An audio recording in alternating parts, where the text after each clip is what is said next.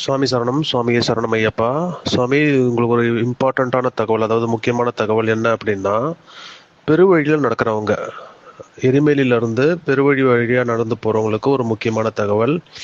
நாளைக்கு, அதாவது 18 டிசம்பர் 2025 தேதியிலிருந்து, ஓகேங்களா, இது நடைமுறைக்கு வருது. பெருவழி போகிறவங்க வந்து முக்குழியில் வந்து உங்களுக்கு ஒரு ஸ்பெஷல் பாஸ் கொடுப்பாங்க. முக்குழி பகவதி கோவில் கிட்ட ஒரு ஸ்பெஷல் பாஸ் கொடுப்பாங்க சாமி.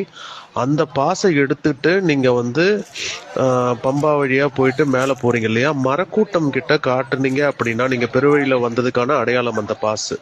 மரக்கூட்டம்ல காட்டுனீங்க அப்படின்னா, அங்கேருந்து உங்களுக்கு சரங்குத்தி போகாமல் இந்த லெஃப்ட் சைடில் சந்திரானா பாதைன்னு சொல்லிட்டு சொல்லுவாங்க.